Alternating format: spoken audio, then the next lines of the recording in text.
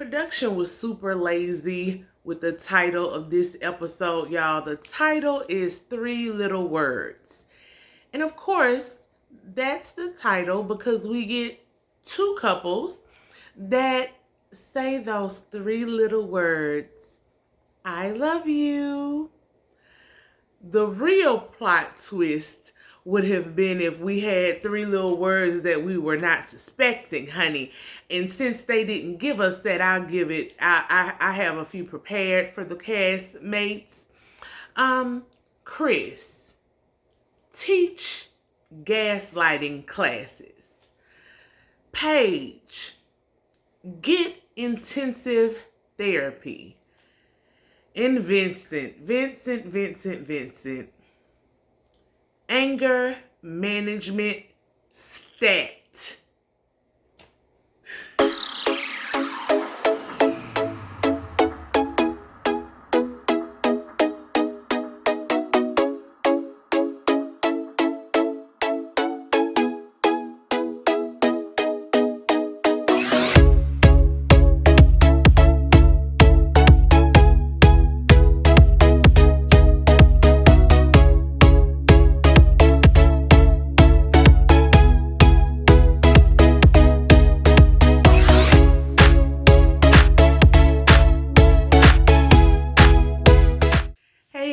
Welcome back to Scared of Beautiful. My name is Plez. If you are new here, please take the time to like the video, comment, and subscribe to the channel. If you are an existing subscriber, thank you so much for the support. I'm so happy that you all are here with me. Today, we are going to get into one of my favorite shows, Married at First Sight. Honey, we are in season 12. Episode 9. The franchise is located in Atlanta this season, and it has been all kind of drama going on. This episode kept right on up with the drama. The episode is titled Three Little Words, and that's kind of the theme of the overall episode, right? We have two couples that say the big I love you. And then we have this exercise that the experts give the couples where they play a little question game and get deeper into their feelings regarding love and relationships and what marriage and commitment is supposed to look like. They also go on individual dates. So there's a lot to see and review here. Let's get into it.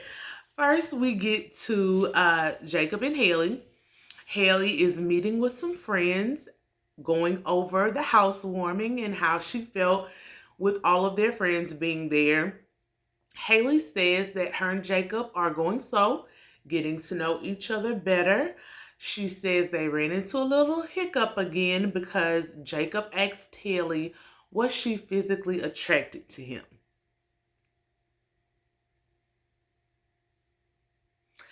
If we've been watching and doing our homework, we know that Haley has said that, he wasn't initially what she, automatically is turned on by when he came down the aisle.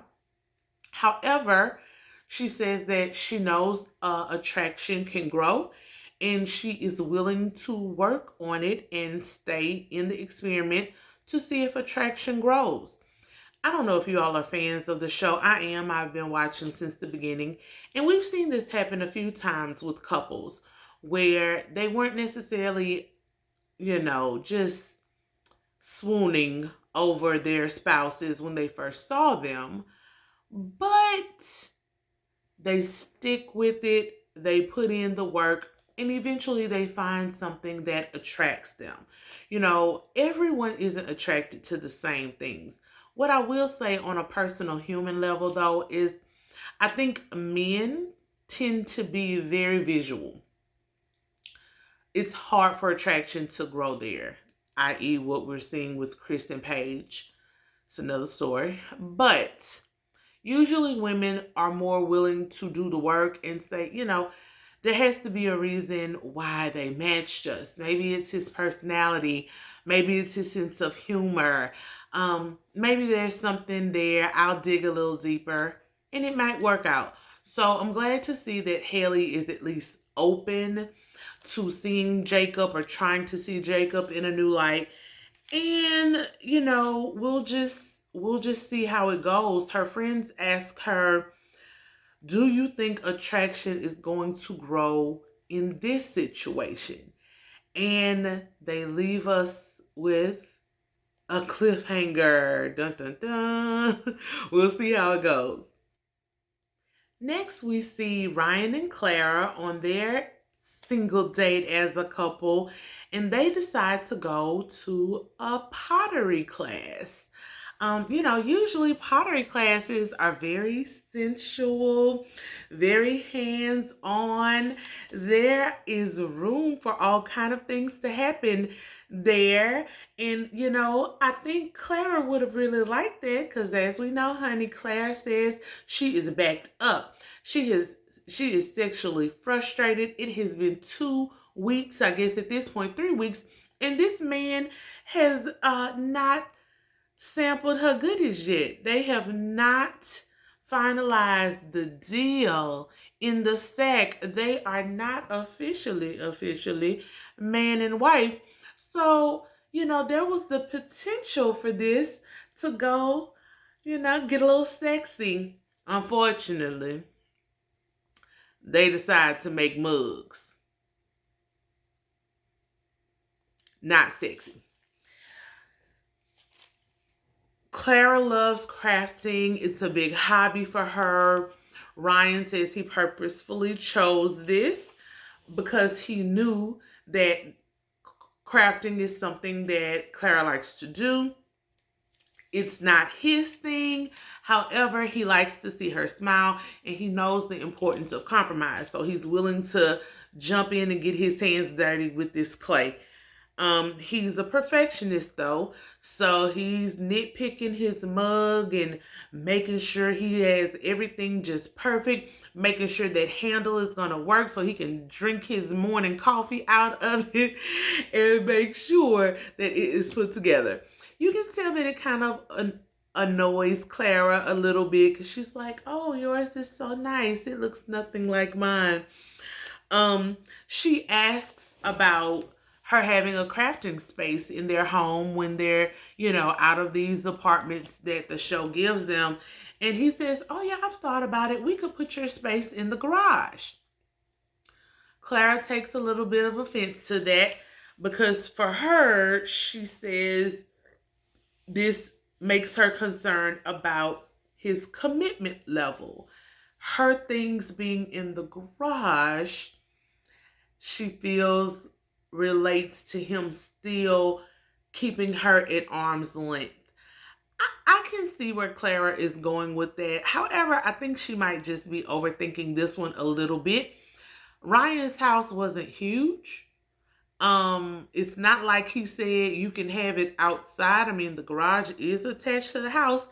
And a lot of people make their garages into different workspaces. Look, if you're going to be using, I don't know what kind of crafts you do, Claire, but if you're using glitter, the herpes of the craft world, you need to be in somebody's garage because I don't want to have glitter flying around my spare bedroom all the time.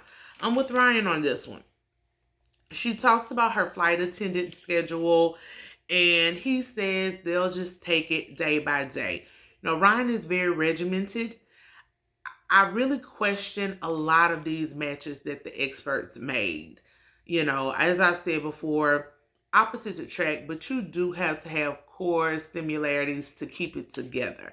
And a lot of these couples have big differences on important things like everyday living, their religious preferences and habits, getting other people pregnant. It's just a lot going on. And so I want them to work.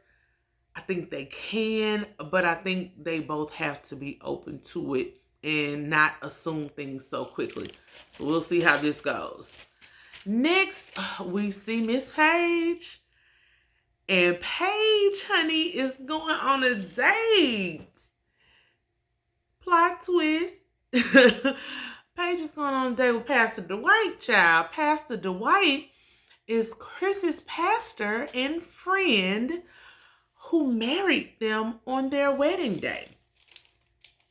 Pastor Dwight comes in, they sit down, and Paige starts to tell Pastor Dwight about this emotional roller coaster she's been on, everything that's happened from the beginning of their marriage to Chris leaving the honeymoon, and instead of coming back to Atlanta, going to Chicago. Pastor Dwight was very surprised. He didn't know that. Pastor Dwight tells Paige that he worries about Chris, that he feels that Chris is doing Paige wrong. And even though he is Chris's friend, he quotes the Bible and says that a double-minded man is unstable in all of his ways. I almost had to shout, come on, Pastor, I'm a good old Southern Baptist girl myself, and I know that scripture very well. And if there was ever a scripture that describes Chris, that's definitely it. That's definitely the one. I could not believe that he actually pulled that, though, on his friend and parishioner. He says that Chris lacks stability. He dropped some tea, honey, about Chris's past relationships. He said years ago, we don't know how many years, but we'll just say 5, 6, 7 years ago when he first met Chris was engaged then. I want to know how many broken engagements Chris has. And who breaks these engagements? Is it him? Is he the runaway groom? Does he have a bunch of runaway brides? I mean, look, I don't blame the brides if they are running away, because he's a hot mess. He is shallow. He is superficial. He's unfit to be anyone's husband. Anyone. Ladies, if you're watching this, please don't go pick up Chris from nowhere. Don't let him pick you up. Leave that one. Throw that fish back in the sea. Jesus was a fisherman among of men. You aren't Jesus. Some people, you gotta cast that one on back. Cast that one on back. All right. Now, Pastor Dwight says he thinks Paige was a great match for Chris, that Chris was very premature in his decision to leave the marriage, and that he thinks Paige was Chris's best chance for a long, successful relationship. Paige explains that Chris told her that he had a sonogram appointment scheduled with the ex that we met last week, Mercedes, but that he said that the appointment was canceled for some reason, and so now she doubts if Mercedes is actually pregnant at all. She hasn't seen a pregnancy test. Now, Paige, you keep saying that, and sweetheart, you don't really need to see the pregnancy test. I don't want to see a stick that another woman peed on. I'm good on that. I'm good on that. A sonogram might be nice, but honestly, within 2 to 3 weeks of marriage, I wouldn't be this invested. You just need to pack up your stuff and move on, ma'am. Like, why do you keep doing this to yourself? At this point, this is self-inflicted pain. I'm not even mad at Chris anymore. Paige, you have to do better. She doesn't think the ex is pregnant. Pastor Dwight somewhat agrees. He, last week said the same thing to Chris. And he said that Chris acted prematurely and immaturely. But he asks Paige, what would she do if Chris says he wants to work it out? It's almost like, what would you do for a Klondike bar, Because some people are really desperate for Klondike bars. I mean, that's what their commercials say. Paige apparently is willing to do a lot. She just looks off in the distance in the show. You know, that good old editing gives us another cliffhanger. We'll see. Dun, dun, dun. Next, we go to Virginia and Eric. They are out on a nice solo golf date. Virginia has a drink at the golf course. Girl, when do you not drink? Okay. They've been apart this week due to their, different obligations for work and other things. Both of them are horrible at golf. Nice try, y'all. You ain't got to do it no more. Like, unless you're going to take lessons together, let's not do that again. Eric asks how things have been with Virginia.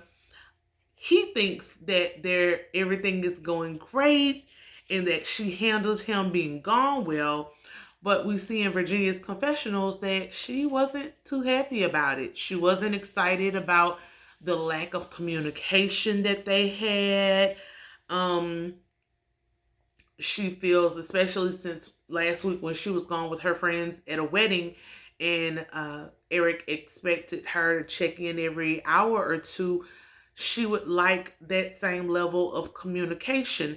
Now, I think it's a little off because he is a pilot, so he can't be texting you from the plane, honey. The phone is in airplane mode. But he does need to make attempts to be more communicative, especially when he expects, hourly communications from her when she's away, even if she's not on her job, right? So that's what he kind of says to her. He just leaves it and says, well, that's just my job. And there's this awkward silence. Yeah. Communication is key, kids. I need both of them to do better in that front. Next, we get back to Jacob and Haley. Haley surprises Jacob and brings home new clothes. She tells us that she hopes this act will kind of spark some of her attraction. So it's a gift for him, but it's also a gift for her. She gets him out of some of those 80s clothes. And look, I will say that Jacob, although very socially awkward, very kind of Frankensteinish, real robotic, the bodybuilding worked for him. And he's not like, how some bodybuilders are like super cock diesel. He's not. His upper body is very just nicely chiseled to the point where, he wears his shirts well. Like you can see the bicep. You can see the pectoral muscle. You can see what he's working with, honey. And I like it. Haley, you need to warm on up because he looks like he could scoop you up and save you as a damsel in distress from whatever threats there may be. I like Jacob. She asks for a fashion show, and that's when we get to see him looking all nice. But he also shares with her that he's never gotten a gift like this. He usually only gets gifts for Christmas or his birthday. So he was very appreciative of her. He just is so socially awkward. He doesn't really know how to genuinely show appreciation. It's just very weird and awkward and cringy kind of every time they interact. He comes back. I had to shake my head. They were having a good moment. He manages to circle back about the physical attraction conversation. Rightfully so. Haley feels like he's trying to force it. I mean, we don't see the day-to-day, but just from where we know the couples are in these interactions, it seems like that conversation was only a day ago, maybe 2 at most. He does not really give her a chance to work on the things. He's like, well, I asked you yesterday were you physically attracted to me. You said you didn't know. So what about today? Not how it works, Jacob. Not how it works. I just, no. He says, well, I wanted to work on it, but you left last night to go be with Paige. So then they flash to Haley and Paige in a room together talking about their marriages and joking that the expert should have matched them instead because they're perfect together.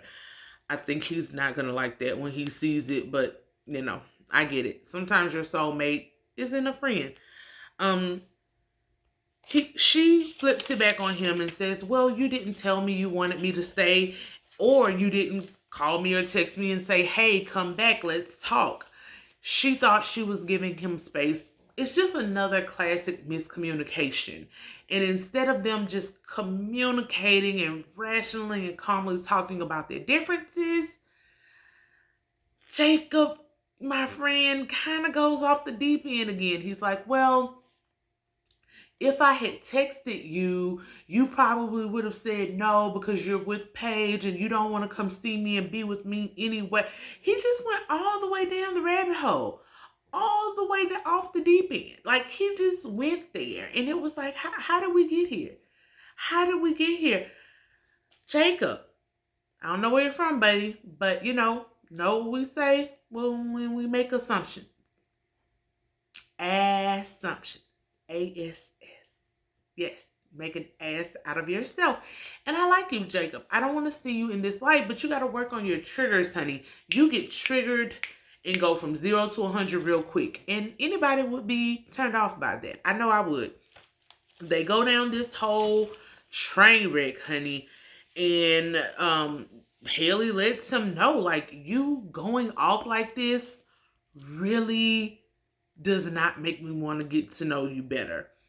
Him spinning this whole story is really teeing her off. And she says it, except she says the P word. He says she's not even trying and was not ready for this. And of course, she gets defensive again. She doesn't like when people tell her that she wasn't ready for the show. But I think if she was honest with herself, she wasn't ready for the show. And if I think the experts were, I don't know, holding themselves accountable, she was not ready for the show. Just like Chris should have not been put on this show after being engaged less than a month, 3 months, whoever you want to believe, whoever version you want to believe. If you've been in a serious relationship within a year, you should not be allowed to be accepted on this show. In, the converse, though, with Haley, she had been single for 7 years. Had not seriously dated anyone. Yeah, she had a lot of walls built up. And I honestly think they did a disservice. They should have been looking to see, have you been in therapy? Why have you been single exactly for 7 years? That's a long time to be single. I mean, was she at least trying to date in those 7 years? Or did she just focus on work and school? Because to go from no male interaction to being married is a big step. And so I honestly don't think she was ready either.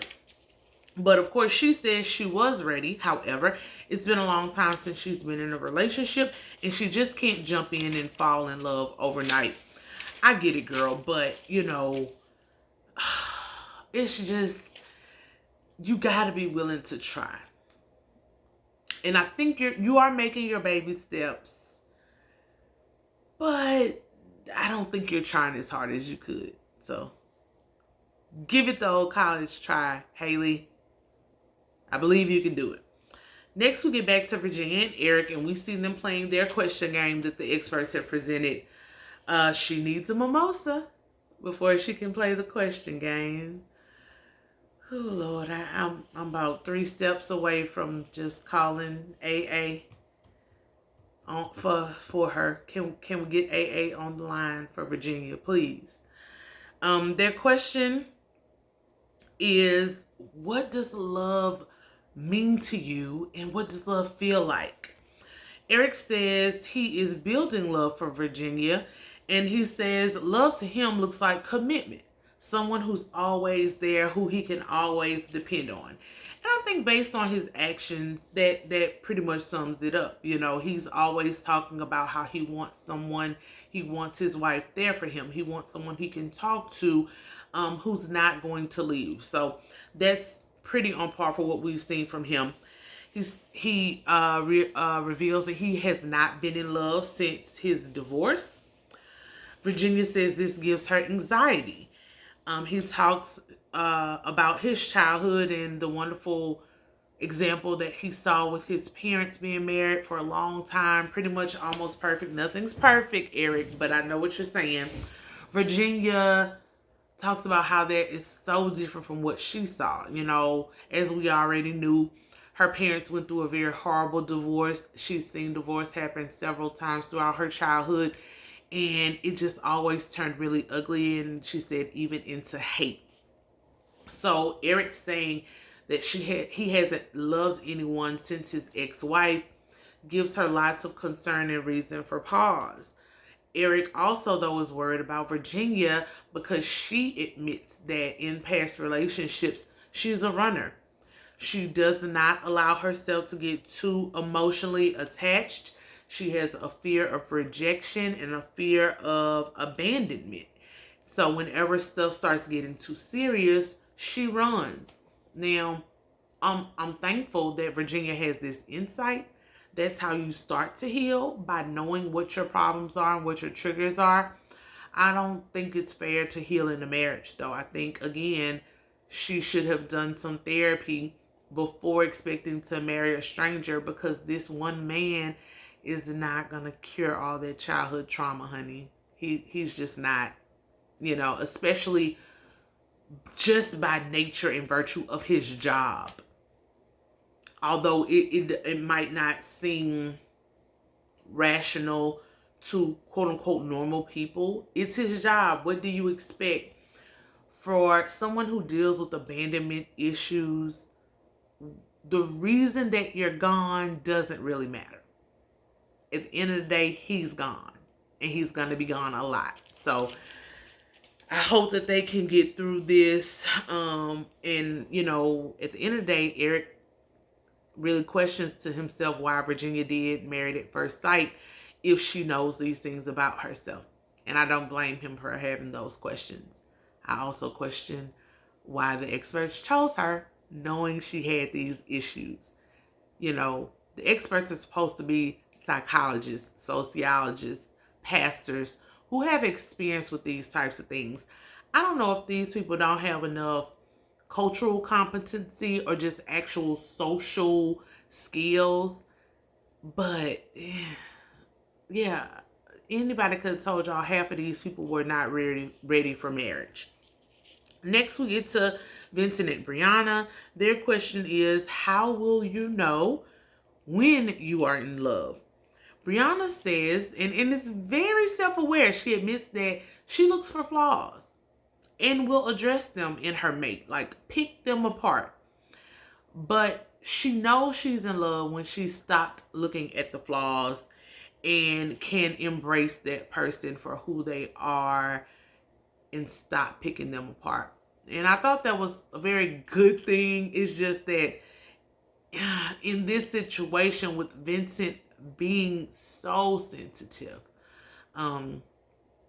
she's going to have to speed their process along, even if she's not in love with him. Like, don't pick him apart, sis. You know, correct if you need to in love. Find ways to do it. There are ways you can say the things that you want to say, but don't pick him apart, as you said. Vincent says love for him is a feeling. Now, what I worry about with this, the way he described love was very, you know, almost kind of juvenile, you know, butterflies and this feeling. The issue with that is that that's fleeting, right? We get those feel good endorphins and secretions from our hormones for about 90 days. And that wears off. So what are you going to do when you don't feel in love anymore? Got to think about that, Vincent. He also says he piggybacks off of her and he likes the flaw theme. They both end up talking about vulnerability and being able to go to their mate and share anything with them. So that's good that they're on the same page and that they're open to being vulnerable, because vulnerability is absolutely necessary in any relationship, but definitely in a marriage. Vulnerability is the key to intimacy, not sex. Intimacy, kids. So I'm glad that they're at the age that they're at having those discussions. Like when I was in my 20s, I wasn't talking to a man about vulnerability. So I'm so happy to see them have that part of the conversation. He says he thinks the love word will come soon between them. And Brianna actually breaks the ice and says that she loves him now, but that it's still growing. And Vincent says, I love you too, but it's still growing. And then they officially say they love each other. Oh, it's so cute. Our first I love you of the season, y'all. So excited. I love them. They got some issues, but who wouldn't? It's 3 weeks in, child. But I want them to get it together. I'm rooting for them. So, Ryan and Clara, we get back to them. They go through a few questions, honey. They just have a bad start with the love questions with Ryan. As we know, Ryan has never told a woman that he loves her. The question that they focus on is, what can your partner do to help you fall in love? Clara says being heard is very important for her, and she wants her husband to want to do nice things for her. And I think every person wants that, right? You don't want someone you have to force to do nice things for you. You want a mate who wants to please you. That's very important. Ryan says that he innately doesn't trust people. We knew he had these trust issues. So that trust has to be earned. So for him, love looks like time and patience and really getting his partner to work with him to understand him. Clara just kind of goes with it and says, we're working on Ryan's timeline. And honestly, that's all you can do. You can't force him to love you. You can't force him to fall for you. So, I hope this really goes the way it needs to go. Next, we get back to Haley and Jacob. Their question is, what will make you fall in love? Haley says using that word is hard for her right now. They don't want to throw around the love word right now because they can barely speak to each other. And Jacob agrees. They are hardly getting along, so they don't really want to talk about love.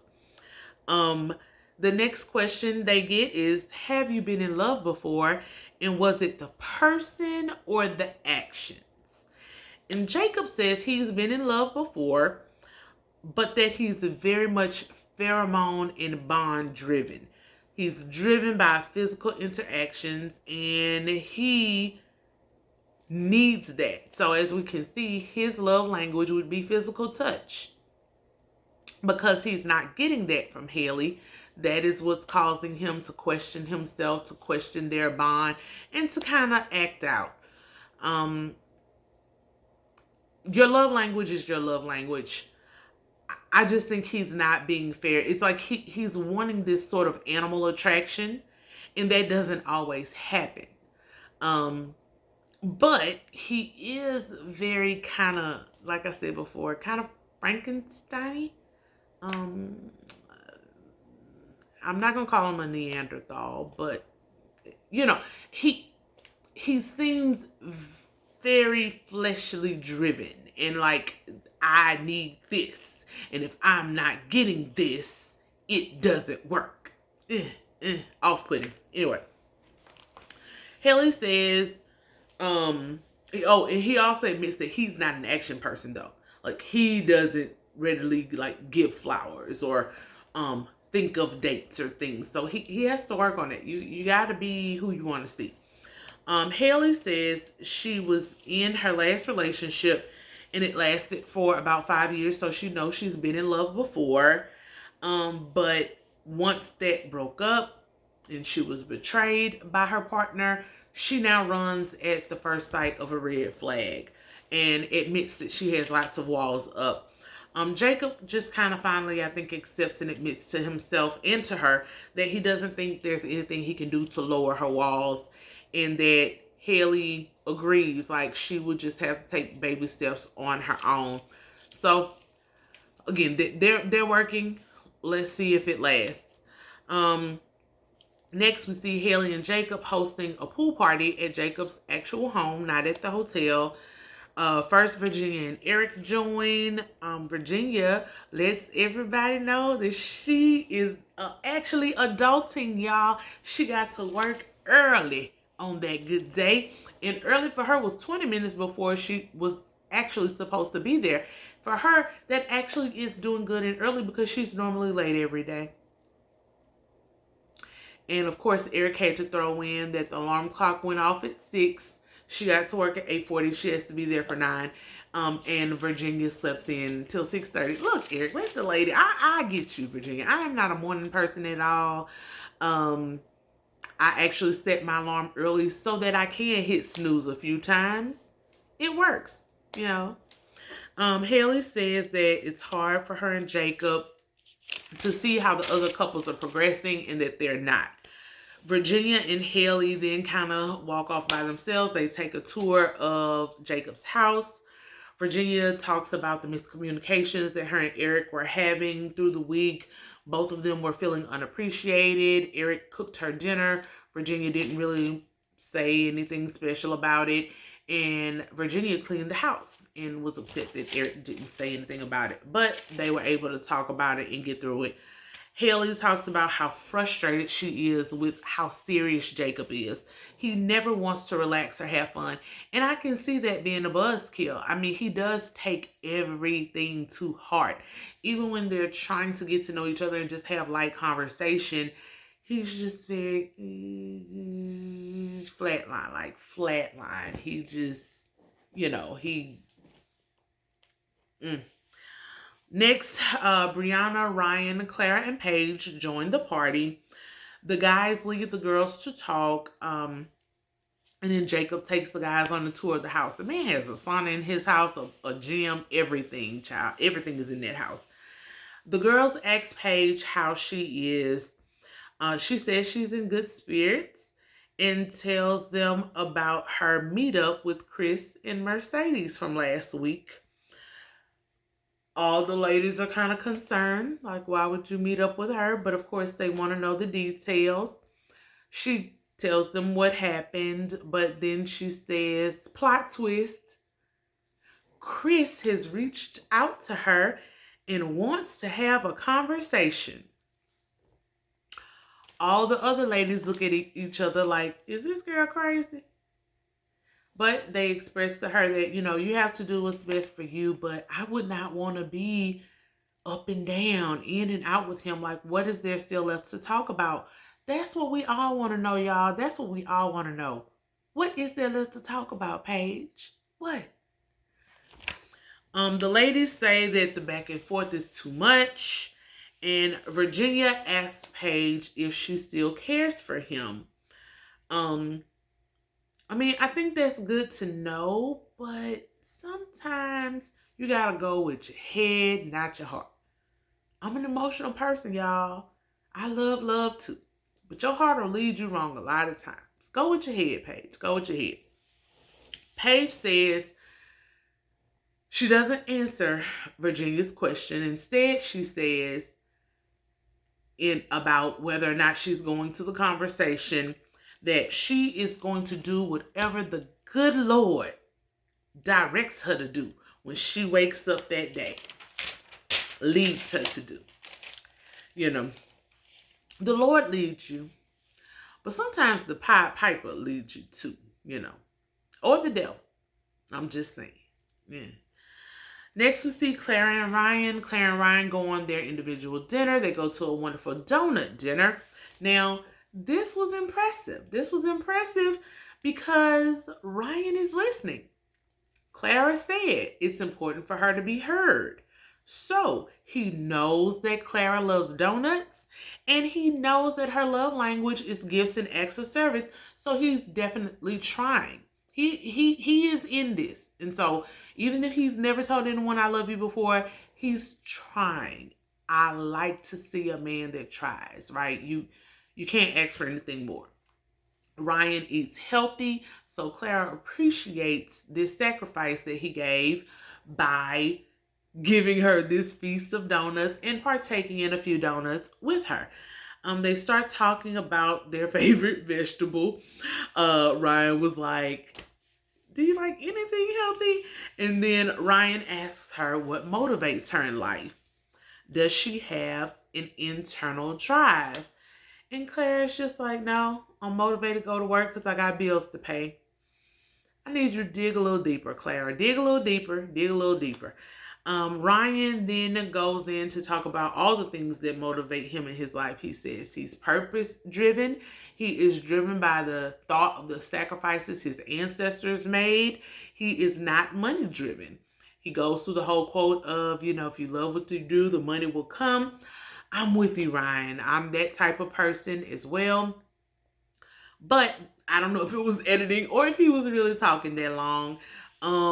It seemed like a long speech, a monologue that he was just kind of giving, and she was sitting there. So then she says she feels like she came to a self-help seminar.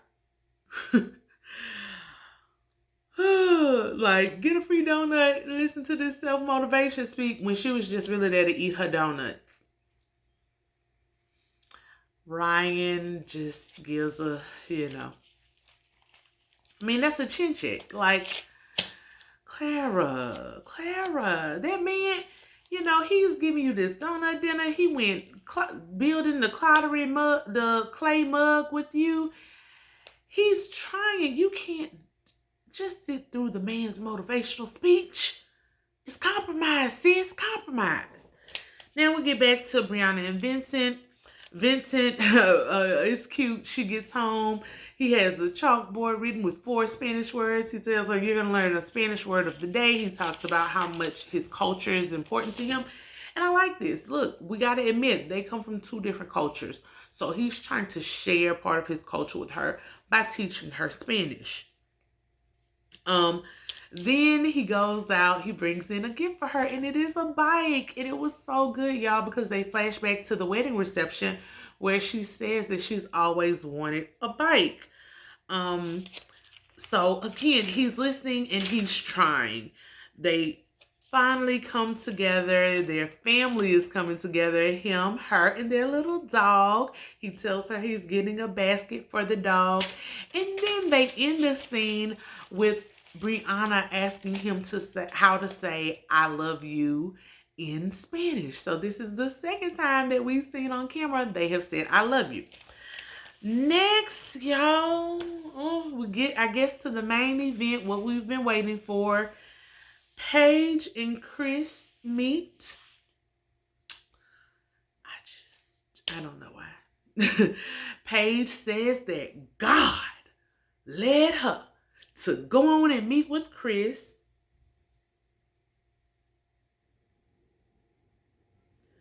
I don't think that's God, sis. I think that's your pride or that spirit of desperation. Cast it out. Get out of her. Get out of Paige, demon. Anyway, she meets with him. Like I said, at this point, it's self-inflicted pain. Chris does nothing but to sit there and gaslight her per usual. He does his little mumble speech thing and says that he knows that she met with Pastor Dwight behind his back.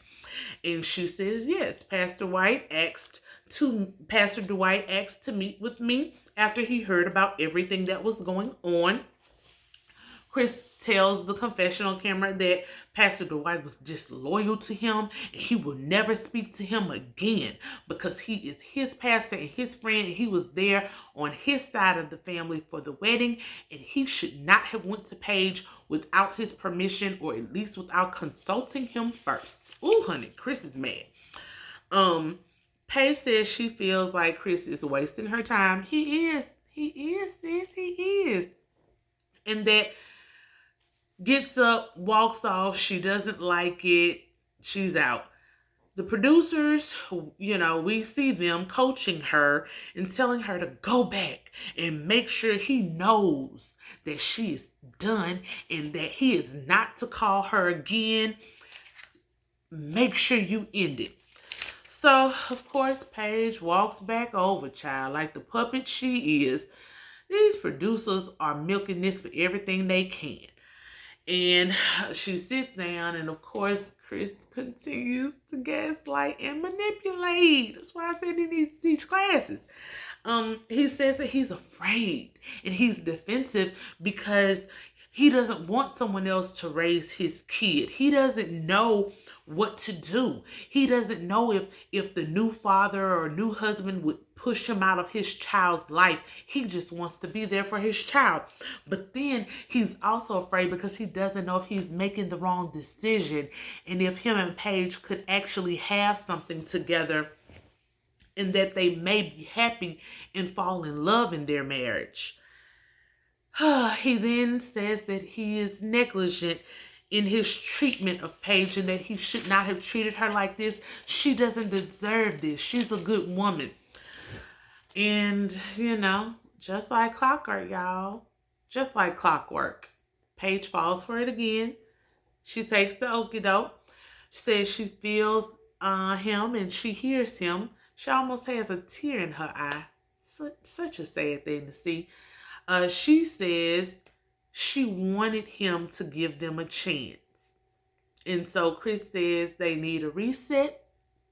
Paige agrees and asks if they can start over. She asked if they can start over. So they introduce themselves to each other for the first time.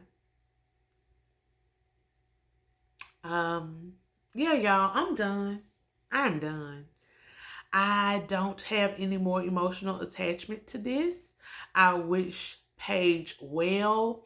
But at this point in the season, yeah, I'm just going to get my popcorn. I am going to enjoy the rest of Married at First Sight, the Young and Restless edition, and, move on with my life. They want this to be a crap show, so I'm just going to enjoy it. I am not going to let them run up my blood pressure, honey. If you like it, Paige, I love it, girl. Next, Haley and Jacob are out to eat again. Haley has soft shell crabs, even though she's supposed to be allergic. They talk about the craziest things they've ever done in their life. Jacob kind of has a sense of humor and says, I can't tell you that. I would be a wanted man. Next, they talk about travel and places they've been to and places they would like to travel to once outside opens up. So, even though it's kind of basic questions, they're trying to enjoy each other's company and get to know each other better. Good work, Jacob and Haley. Next, we get to Vincent and Brianna going to this salsa class. Vincent, as I already said, surprised Brianna with the bike. So Brianna decides to surprise Vincent because at their reception, he tells her that he's always wanted to try dancing classes. So they get to the salsa dancing lesson, and Vincent just has two left feet when it comes down to this salsa dancing thing. He keeps messing up on the beat and the counts, left foot, right foot. The flow isn't really there. But look, it's your first class. All of us kind of look silly when we're trying something new. But unfortunately, Vincent gets super offended, super embarrassed. He is cursing and swearing all over the place when he messes up. He doesn't really want to be there halfway through, and he is just suffering through it. And unfortunately, he doesn't have a good poker face. He doesn't know how to just say, oh man, I messed up, but I'll be better next time. His pride won't let him do it. So Brianna can tell something's wrong with him. She keeps asking him. He says, I'm all right. I'm all right. And then a while later, she finally says, are you okay? And he's like, no, I hate this classroom type of stuff. If I had gone to do this other type of dance, I would have been better at it. Vincent, now, I was with you with Brianna's sarcasm, but sir, right now, you're doing a little much. You got to get this under control. There'll be so many things in your life. You're young. You have so many things that it's going to be your first time doing. You're not going to be the best at something the first time you do it. You have to learn how to love life, enjoy yourself, and not take yourself so seriously. Be silly. Be funny. Oh man, that was so silly. I couldn't tell my left from my right. And, you know, show the whole blooper reel. Learn how to laugh at yourself. If you all are a Vincent, don't be a Vincent. You got to learn how to laugh at yourself, particularly in relationships, because your spouse is going to see you up, bad, up, down, good, bad, uh, sunny days, rainy days. You have to have a sense of humor and learn how to laugh at yourself. The last thing we get to is Eric and Virginia.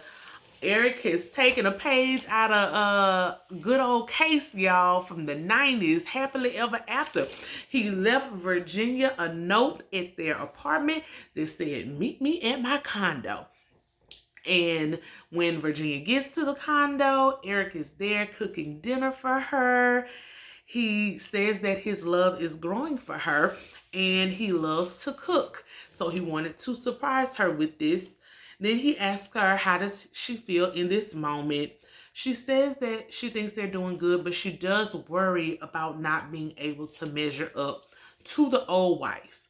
So Eric pulls out all the stops, ladies. Eric gets his guitar. Remember, his friend said last week that he played music and played the guitar. So he gets out his guitar. He woos her by playing a song for her.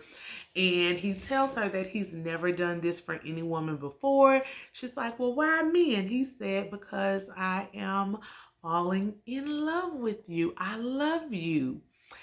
And the next thing we see, honey, she kisses him and the screen fades to black. You know, I feel like they need to cue some Marvin Gaye sexual healing on that one. That's it for the end of this episode, guys. It was a really good episode. There was a lot of action between the individual dates and the group party and the question game. I think a lot of the couples are progressing nicely, and of course some are not. But 3 weeks in, we still got 5 weeks to go. Y'all, please let me know your thoughts and comments. Do you have 3 little words that you want to give the castmates? Let me know in the comments. Like, comment, and subscribe to the channel. And I will see you all next week. Bye.